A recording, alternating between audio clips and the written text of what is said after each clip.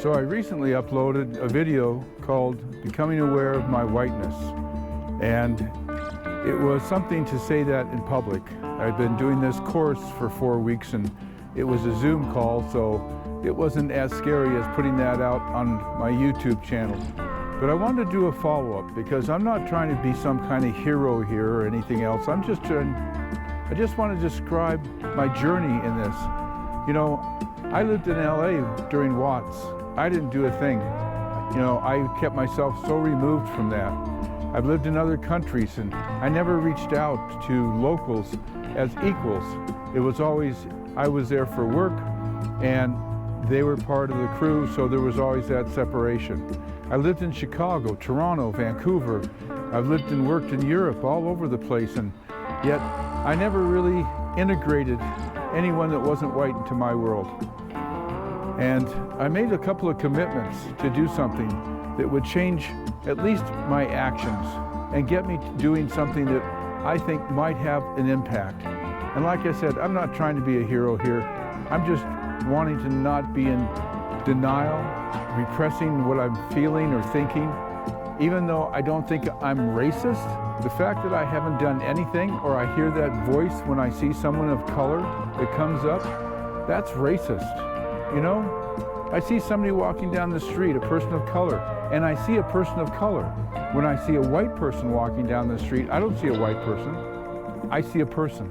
That to me is racist. So I've made a couple of commitments to do something different, to be in action, that I'm just not speaking words and thinking that I'm some kind of good guy because I call myself on thoughts that I might have. But I made a commitment to take 2 actions. And I'm scared to do that. It's intimidating for the way I judge myself right now.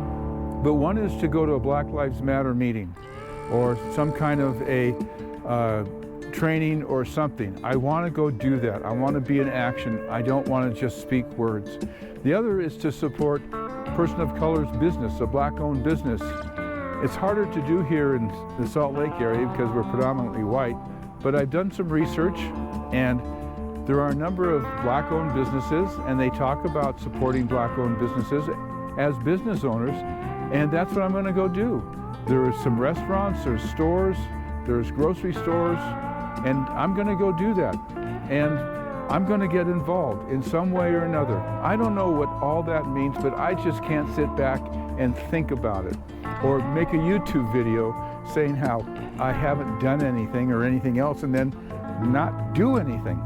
So this is just a little follow-up. I think there's going to be more small videos like this than one large video. I mentioned in my first video about waking up to whiteness, my whiteness, that I was going to do a follow-up one, but as I've been thinking about it, I think it's going to be, well, I think it's going to be these short videos that capture just a couple of points. I don't want to just put it all out there. I want to take each point along the way in these videos and really work with what I'm talking about. I want to go to those businesses.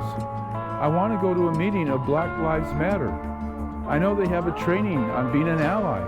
I want to go take that training, but to put all that out there in just one video, I think will diminish, the benefit to me in looking at what my behaviors might have caused. There's always intended or unintended consequences. And that's something I want to look at. What are my unintended consequences from not doing anything in my life? For people who aren't white, who don't look like me. So I think this will be an ongoing series of these small little videos that describe the particular part of the journey that I'm in. I think that'll be most beneficial to me and hopefully most beneficial to you as well as you follow along if this is of interest to you. I had a comment from someone about that first video and I was so touched and I thought, yeah, I spoke some nice words and everything else, but what am I going to do to make this world more just for everyone?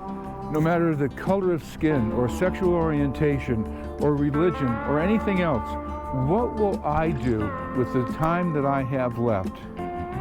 And I can look back and say in 76 years I haven't done, but that doesn't help. What will I do now and what will I do going forward? So thanks for being here for this part of my journey. And I'd love to hear any comments or things that you've done or suggestions that you have.